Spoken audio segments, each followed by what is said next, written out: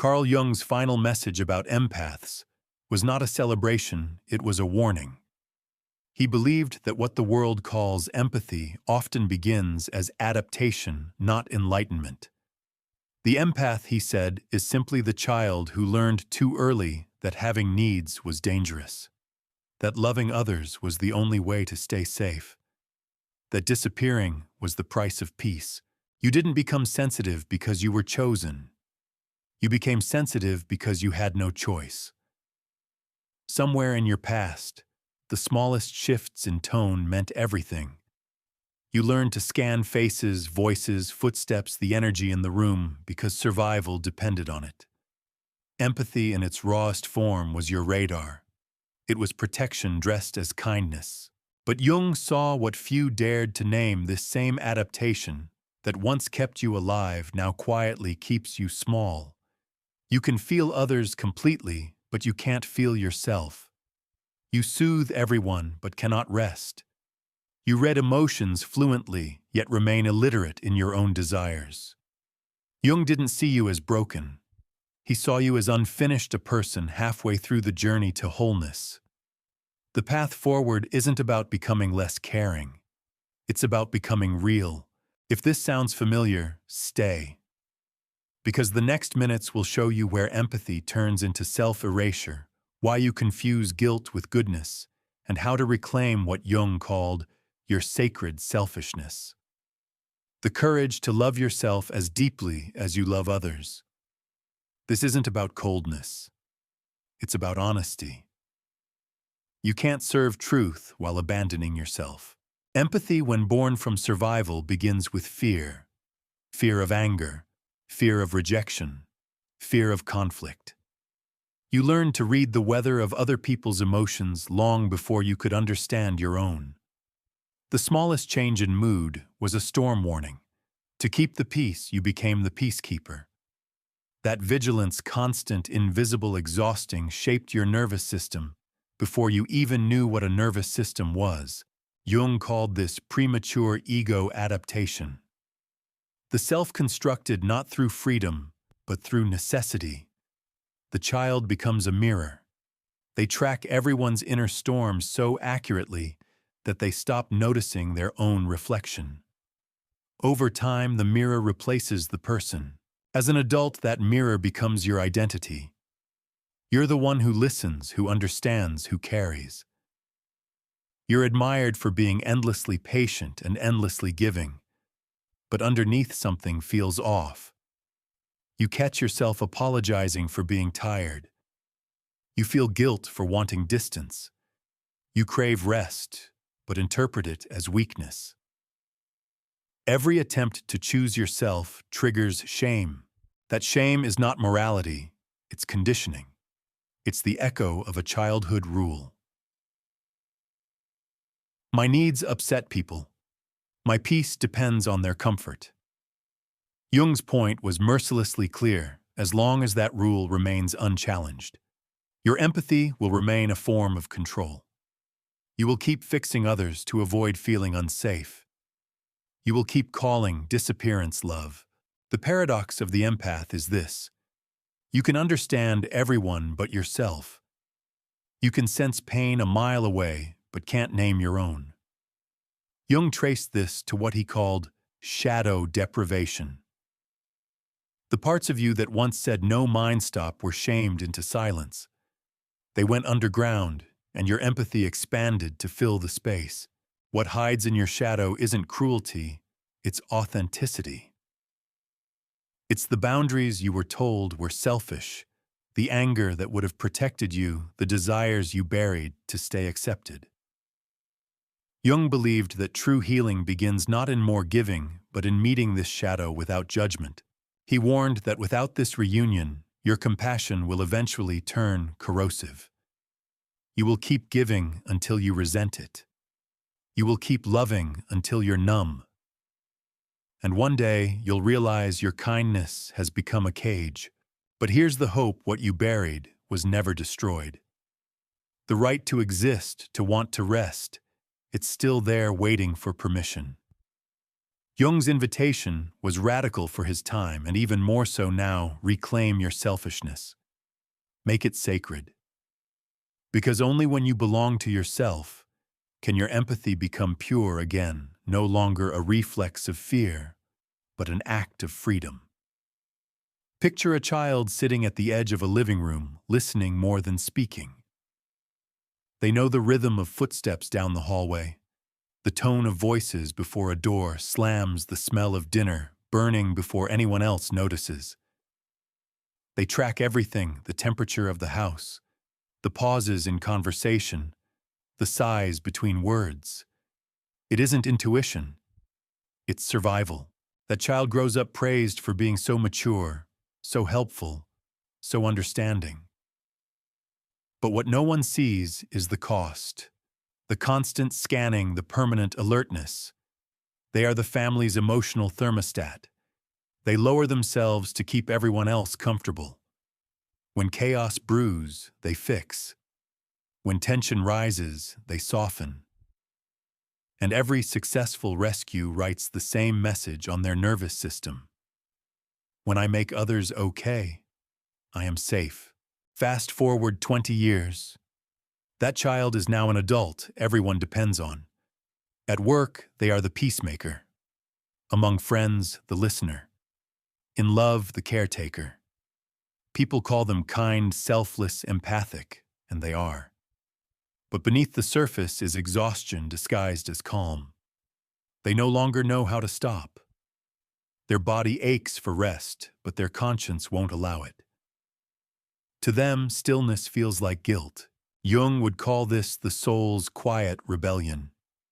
When the body collapses under endless giving, it isn't betrayal, it's rescue.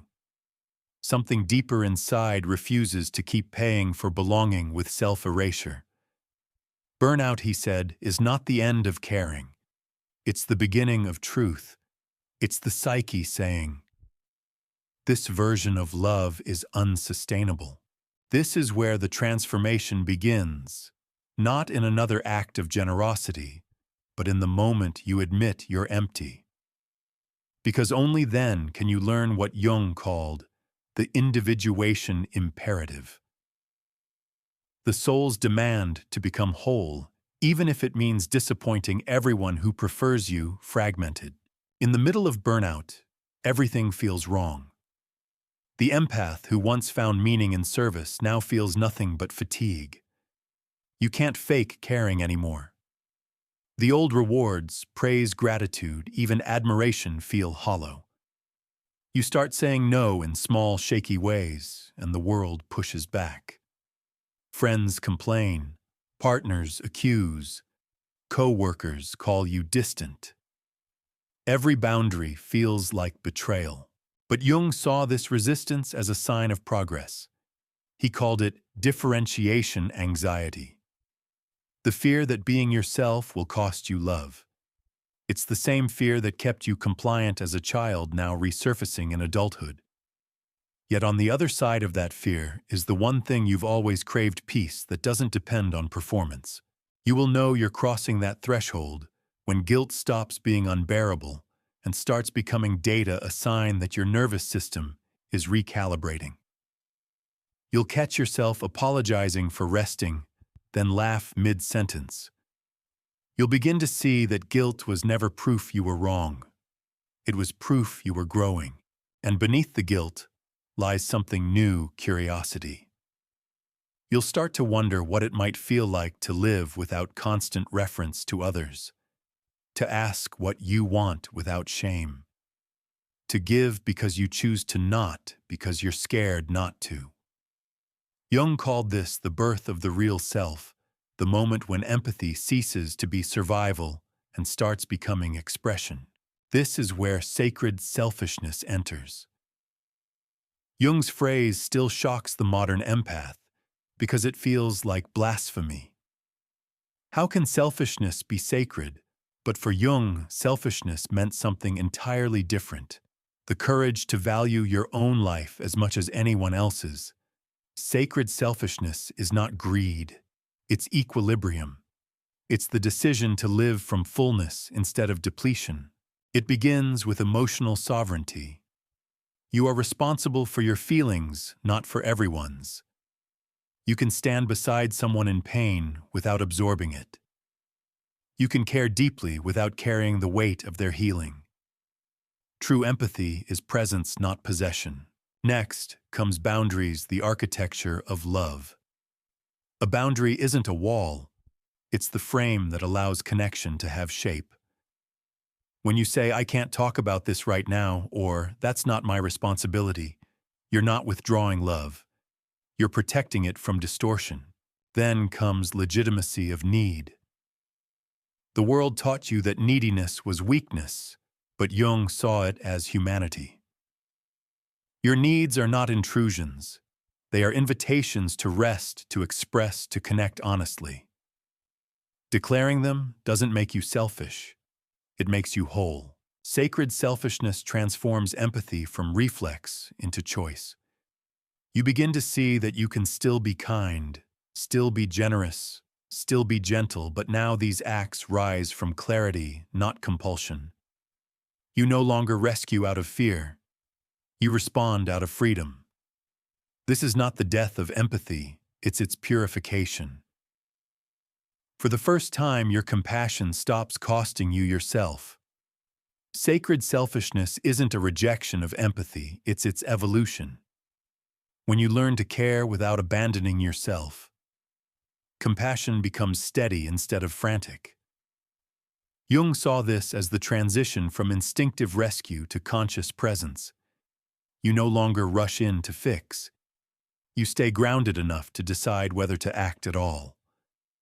The difference between compulsion and choice is the difference between drowning and swimming. He outlined principles that keep this balance alive. Emotional sovereignty. Your nervous system is your own ecosystem. You can witness pain without hosting it. Boundary literacy limits are love's framework. They make tenderness safe. Need legitimacy, your rest, your silence, your refusal are not crimes. They're evidence of health. Reciprocity, relationships that only take are not connections. They're consumption. Discernment over compulsion. Every yes must have the freedom of a possible no. And the clean no itself, brief, kind, unapologetic. These are not theories. They are spiritual hygiene. Without them, empathy decays into self-sacrifice. Jung warned that morality built on self-denial eventually breeds resentment, and resentment is the shadow of the good person.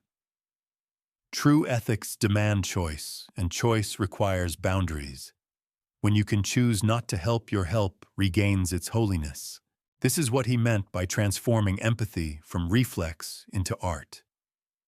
You begin to sense the correct dosage of feeling for each moment, enough to connect, not enough to collapse. You become precise instead of porous, kind, without being consumed. The world may call it detachment. Jung would call it maturity. But as you change, your environment begins to tremble. Jung called this relational recalibration. The way your new balance exposes everyone else's imbalance. When the empath stops overfunctioning, the system around them protests. The takers panic, the dependents guilt trip, the controllers become confused. To them, your peace feels like rebellion. Some will accuse you of selfishness because they no longer profit from your exhaustion. Let them. Their discomfort is not proof of your wrongness. It's proof that your boundaries are working. Others will simply drift away, unable to connect without the constant drama that once bound you together. Don't chase. Stillness will draw those meant to stay. A few, though, will adapt. These are the rare relationships that evolve alongside you. They'll notice your new pace and match it, or even thank you for modeling it. These bonds are gold. They signal mutual individuation, two people relating as equals rather than as rescuer and rescued. Loneliness may arrive here, but it's not punishment, it's detox. You are unlearning the addiction to intensity. What once felt like passion, you now recognize as instability. The silence that replaces it is not emptiness, it's oxygen. Soon you'll realize peace was never boring, it was simply unfamiliar. Your attraction begins to shift. The chaotic lose their pull. The calm start to feel magnetic. You find comfort in people who don't need saving. You learn to love without labor.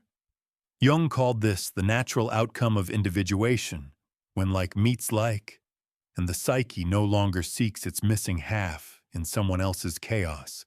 Still, transformation demands structure. Jung's path to integration was practical as much as philosophical. He left a set of psychological habits, what we might now call a protection protocol for empaths, a discipline to keep the new boundaries intact. First, identify the old rule you're breaking. I must always be kind, I can't disappoint, I earn love through service. Write it down. Seeing it on paper breaks its spell. Second, practice the pause. Between the moment someone asks and the moment you answer lies freedom. Wait long enough for honesty to arrive. Third, define capacity. Choose a limit that honors your energy. 2 deep talks a week, 1 day fully yours. When you reach that number, stop. Fourth, master the clean no. Say it short, say it warm. Do not decorate it with guilt. Fifth, replace rescuing with respect. Instead of solving, ask, what do you need that doesn't require me to disappear? Sixth, reduce explanation. Every extra word is a bid for permission. You don't need permission to have a self. Seventh, track reciprocity. Real care moves both ways over time. Patterns reveal truth more than promises. Eighth, rebuild self-awareness. Ask daily, what am I feeling? What am I needing? What would help, then honor one small answer. Ninth, train tolerance for disappointing others. Every time you survive their disapproval, your freedom doubles. And finally, ritualize restoration. Schedule joy and solitude like obligations. Burnout ends when delight becomes discipline. Jung saw these as the new muscles of empathy, the way sensitivity learns to protect its own container. You are not hardening. You are finally learning how to stay open without leaking your life away. As you keep practicing this new way of being, a quiet clarity begins to settle in. Jung called it the freedom realization. The moment you understand that most of your compassion was never purely about others, it was about staying safe. You learned early that peace depended on other people's calm, so you built your identity around ensuring it. What you mistook for empathy was at its core emotional management. This truth can sting. You begin to see how often you soothed to avoid conflict, helped to silence anxiety, gave to protect belonging. But there's no shame in it. Jung never blamed adaptation. He only insisted it should eventually evolve. Once you see the pattern, you're no longer bound to it. You can still care, but from choice, not compulsion. You can still help, but now it's love, not survival. Freedom here doesn't feel grand. It feels quiet. You breathe deeper. You answer slower. You no longer chase gratitude to feel valid. You notice that silence no longer frightens you because it's no longer the sound of danger, it's the sound of peace. The same acts of kindness, listening, comforting, showing up, carry a different energy now. They come from fullness instead of depletion, from truth instead of fear. And then a final shedding occurs. The guilt that once screamed at every boundary softens to a whisper. You stop trying to justify your limits. You stop narrating your worth. You begin to live without performance.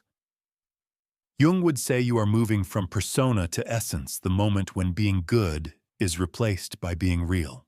Integration doesn't make you untouchable. It makes you honest. The integrated empath isn't harder, they're clearer. They've reclaimed the ability to feel with others without dissolving into them. They practice what Jung called earned security, a stability built from self-awareness instead of external validation. They can choose when to open and when to remain still. They maintain what Jung described as loving distance, close enough to understand, far enough to stay objective. They no longer need chaos to feel purpose or pain to feel alive. In this stage, empathy becomes accuracy. People trust your yes because your no is real. They sense your calm isn't detachment, but integrity. You care because you want to, not because you're terrified not to. Relationships reorganize themselves around mutuality, no longer orbits of need, but exchanges of authenticity. Jung would call this individuation, made visible the harmony between heart and boundary, between compassion and self-respect. When you reach this place, you finally understand what he meant when he said, "The privilege of a lifetime is to become who you truly are." It isn't about sainthood. It's about being fully human without apology. Still, freedom has its temptations. The world that benefited from your self-erasure will invite you back to the old rhythm. When you stop overgiving, they'll call you distant. When you rest, they'll call you selfish. Jung warned about this phase, the pressure to regress for the comfort of others. He called it the integration temptation. Growth demands loyalty to your new calibration. You must protect your balance even when others call it pride. Remember, you're not being cruel by maintaining boundaries. You're ensuring that your empathy remains clean, that your love remains sustainable. He offered 3 anchors for this stage. First, care without custody. You can love deeply without making someone your responsibility. Second, boundaries are kindness to the future. A clear no today saves a relationship tomorrow. Third, guilt is not truth, it's withdrawal from an old addiction to approval. These are the disciplines of continued freedom. The empath's task now is to keep choosing awareness over instinct, clarity over chaos, authenticity over performance. You will disappoint some people, but you will finally stop disappointing yourself. That's what Jung meant by wholeness, not perfection, but peace with the full range of who you are. Carl Jung's final message to empaths wasn't sentimental, it was liberating. He wanted you to see that empathy without selfhood is just endurance in disguise. You were never meant to save the world by bleeding for it. You were meant to stand whole within it, offering compassion from strength, not surrender. The child who was never allowed to be selfish has grown into the adult who can choose when and how to give. Your sensitivity was never the problem. Your lack of permission was. Jung's gift to you is that permission, the right to exist, to want to rest, to say no to stay. You don't have to choose between caring for others and caring for yourself. Integration allows both. Because the world doesn't heal through self-sacrifice, it heals through self-knowledge. So keep your heart soft and your boundaries firm. Give from overflow, not obligation. Let empathy be something you own, not something that owns you. The next time someone says you're too sensitive or that you've changed, remember Jung's words. The most terrifying thing is to accept oneself completely. You're not too much. You're finally enough. And that Jung would say is the true beginning of love. Stay aware. See you in the next dimension.